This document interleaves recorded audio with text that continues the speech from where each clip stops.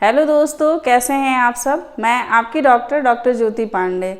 बहुत सारे लोग जब पेशेंट बन के जब क्लिनिक में आते हैं या ऐसे भी मेरे कमेंट बॉक्स में कमेंट पड़े हुए होते हैं कि मुंह में सफ़ेद दाग हो गए हैं, धब्बे हो गए हैं, तो मैडम मुझे कितने दिनों में कैंसर हो जाएगा। अगर मैं अभी गुटखा, पान, बीड़ी, सिगरेट, तंबाकू सब छोड़ देता हूँ तो क्या मैं कैंसर से बच सकता हूँ या फिर मुझे डरना है, मुझे कैंसर वाले डॉक्टर को दिखाना है। ऐसे बहुत सारे असमंजस में वो पड़े रहते हैं और डॉक्टर से डॉक्टर को बदलते रहते हैं। अगर आप उनके अकॉर्डिंग उन्हें अगर नहीं बताते हैं तो वो श्योर अपना सबसे पहले डॉक्टर को बदलते हैं।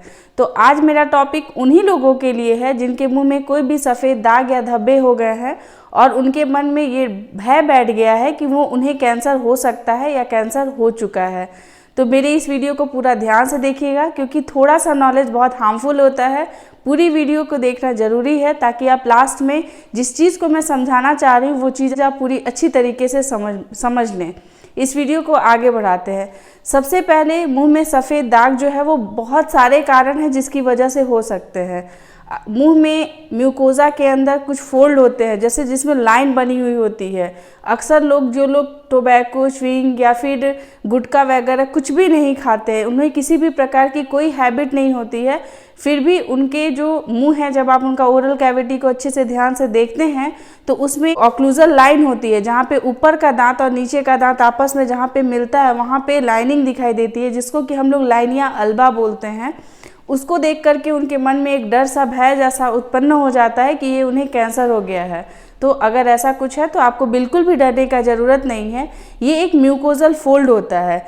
जिन लोगों का चिक जो है वो थोड़ा सा ऑक्लूजल के पास में है और वो दब करके, इस चीज़ से बिल्कुल भी डरना नहीं है। आप इसके लिए ये एक चीज़ बस कर सकते हो कि जब भी आप खाली रहो आप अपने चिक को ऐसे इस तरीके से ऐसे आप फुला सकते हो जिससे कि आपका जो म्यूकोजल फोल्ड बन रहा है उसमें थोड़ा सा स्ट्रेस बने और वो फोल्ड ना बने। लेकिन इससे डरना बिल्कुल नहीं है। ये ऑल लाइफ आपके मुंह में ऐसे ही पड़े रहेगा। आपको ना तो कभी कैंसर होगा ना ही इससे रिलेटेड कोई भी बीमारी होगी।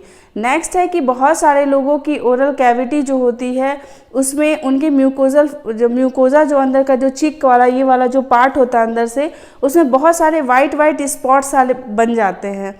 उसको जब आप जीभ से उसको टच करते हैं या फिर हाथ से टच करते हैं तो आपको थोड़ा सा हल्का सा रफ सा फील होता है।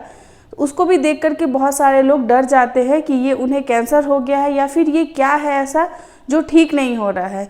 ये जो लोग हैबिट्स में होते हैं, जैसे जो लोग वगैरह लेते हैं उनमें भी ये हो जाता है, या फिर जिन लोगों में ऐसी कोई भी आदत नहीं है उन लोगों में भी ये देखने को मिलता है।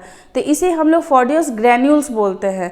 मतलब एक ग्रैन्यूल का पार्ट्स होता है सैलिवरी ग्लैंड्स का, ऐसा छोटा छोटा जो माइनर ग्लैंड्स होती हैं वो आपस में वहाँ पर ऐसा ओपनिंग डक्ट बोल सकते हैं, जो भी है वो थोड़ा सा छोटा छोटा ऐसा बन जाती है। बहुत ज़्यादा उसको साइंटिफिकली उसमें मत जाइए, वैसा बन जाती है। तो जिसकी वजह से वो देखने में ऐसा लगता है कि कुछ वाइट से बहुत सारे स्पॉट जो है वो हो गया। कभी कभी ये दोनों तरफ हो जाता है चिक पे या फिर सिर्फ एक तरफ भी देखने को मिलता है। तो ये भी एक नॉर्मल सा, नेचुरल सा चीज़ है। ये किसी लोगों में होता है, किसी में नहीं होता है। तो आपको इसको देख के डरना नहीं है कि ये कैंसर हो चुका है या हो सकता है कि आगे चल के कैंसर हो, तो ऐसा बिल्कुल भी नहीं है। बहुत सारे लोग इसलिए भी कैंसर को लेकर के बहुत ज़्यादा डर जाते हैं कि हम पान, गुटखा ये सब नहीं लेते हैं फिर भी कैंसर हो सकता है, क्योंकि आजकल जो है वो लाइफ स्टाइल हो गई है, वो ऐसी हो गई है कि कैंसर का डर हर किसी को है, चाहे उनमें हैबिट है या नहीं है।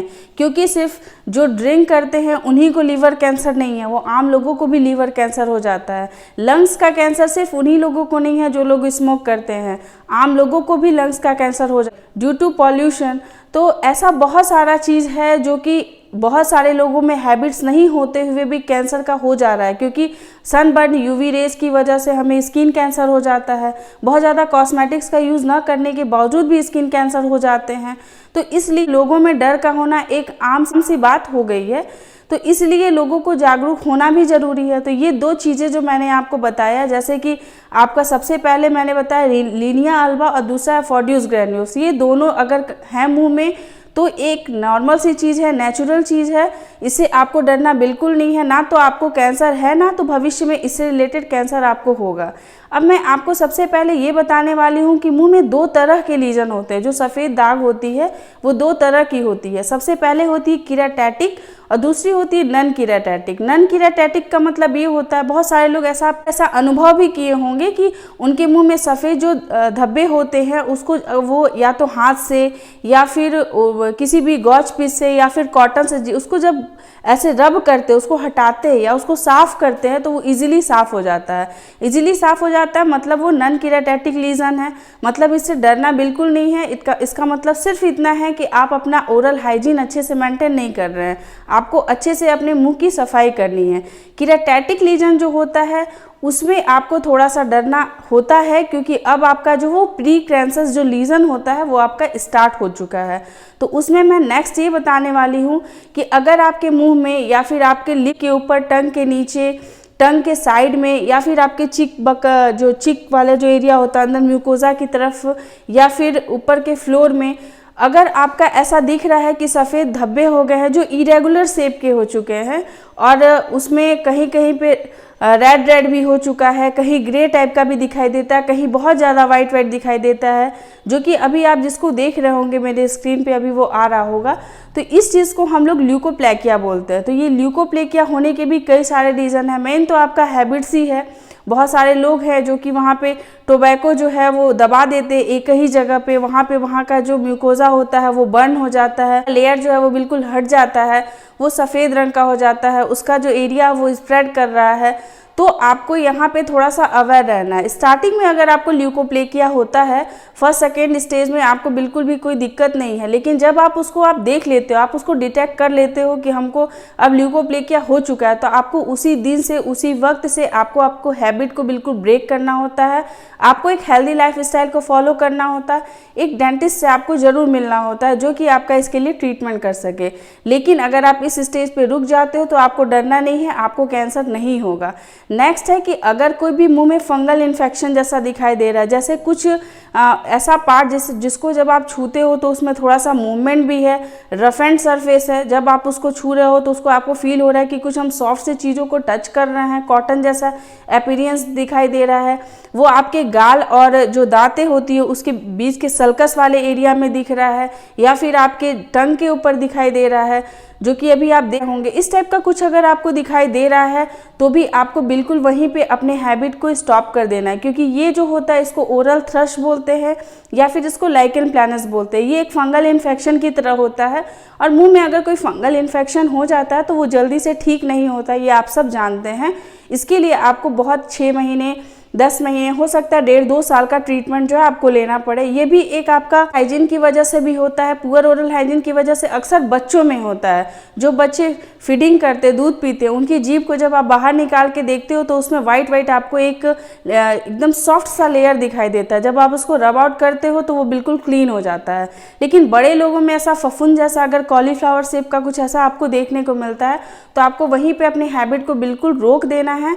आपको एक डेंटिस्ट से मिलना है। आपके जो डेंटिस्ट हैं उसकी अगर ज़रूरत होगी तो बायोप्सी करेंगे, नहीं तो उसको स्क्रैप आउट करके उसको हटा देंगे और आपका जो है ये कंडीशन यहीं पे ख़त्म हो जाएगा। आपको कैंसर नहीं होगा आगे चल के।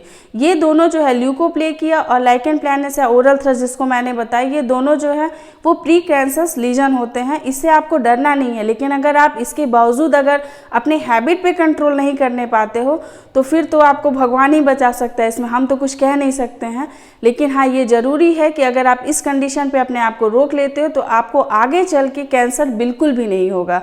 मैं जितने भी लोग हैं जो अपनी हैबिट को नहीं छोड़ना चाहते, कितने भी वीडियोस को देख लें, जितनी भी मोटिवेशनल वीडियोस देख लें, उनको बस थोड़े देर के लिए थोड़ा मोटिवेट होते हैं, हाँ 1 घंटे अपने आप को कंट्रोल कर लिए, 2 घंटे, 1 दिन बहुत हुआ, 1 वीक, उसके बाद फिर से वो अपनी हैबिट को कंटिन्यू कर लेते हैं। तो उन लोगों के लिए मेरा एक मैसेज है कि बस आप जब भी अपने मन में इस चीज़ को लाते हो ना, एक बार आप या तो कहीं किसी भी कैंसर हॉस्पिटल के बाहर बैठ जाओ 1 घंटे के लिए, या तो आप बनारस के कर्णिका घाट पे पहुंच जाइए जहां पे हर सेकेंड कितनी कितनी लाशें जलती हैं। तो आपको उस समय आभास हो जाएगा कि आप क्या कर रहे हैं और आप क्यों ऐसा कर रहे हैं। आपको ये चीज़ तो ज़रूर लगेगा और आपको उस समय से, उसी पल से हो सकता है मन करे कि अब आप बिल्कुल भी हैबिट को ना माने, क्योंकि भी आप बैड हैबिट्स जो भी आप फॉलो करते हो, चाहे वो टोबैको हो, चाहे वो स्मोकिंग हो, गुटखा हो, हर चीज़ पे वार्निंग साइन लिखा हुआ है।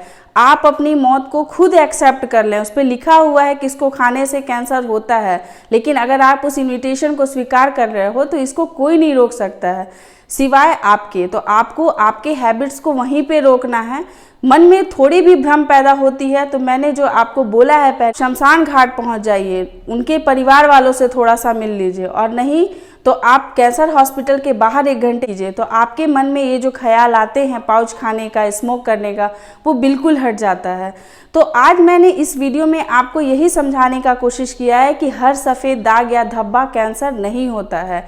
आप अपने हैबिट को सिर्फ स्टार्टिंग में डिटेक्ट होते ही अगर वहाँ पे रोक देते हैं, एक अच्छा ट्रीटमेंट लेते हैं, अच्छा डाइट फॉलो करते हैं, डॉक्टर्स को चेंज करने के बदले आप अपने हैबिट्स को चेंज कर लेते हैं, तो आप बिल्कुल कैंसर से बच सकते हैं। कैंसर से बिल्कुल डरना नहीं है, कैंसर से आपको फाइट करना है। अगर आप स्ट्रेस लेके अपने एंजाइटी को बढ़ा करके, अपने स्ट्रेस हार्मोन को बॉडी में बढ़ा करके अगर आप कैंसर को हराना चाहते हो तो आप कभी हरा नहीं सकते हैं। बस आप उसको हरा सकते हैं अपने एक अच्छे गुड हैबिट से, एक अच्छे डॉक्टर से। क्लिनिक में आ रहे कुछ ऐसे कैंसर पेशेंट जो हर महीने 8, 10, 11 आ ही जाते हैं, जिसको मैं हमेशा कैंसर अस्पताल में उन्हें रेफ़र करती हूँ उनकी बायोप्सी करने के लिए, उनको उनके ट्रीटमेंट करने के लिए। उसकी जो फ़ोटोज़ हैं अभी आपको दिख रहे होंगे, इसमें से कुछ ही लोग हैं जो अभी आप सर्वाइव कर रहे हैं, क्योंकि मैक्सिमम लोग जो हैं वो अवेयर नहीं होते हैं।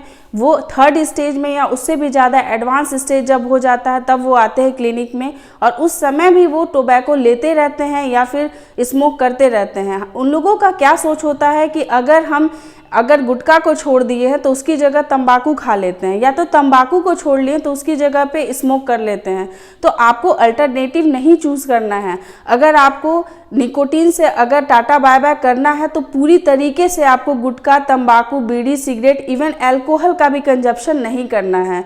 तो मेरा उम्मीद ये है कि आप इस वीडियो को देख करके बिल्कुल अच्छे से समझ गए होंगे कि जागरूकता ही बचाव है। अगर आप जागरूक हो गए तो आप बच जाएंगे, आपको कभी कुछ प्रॉब्लम नहीं होगा।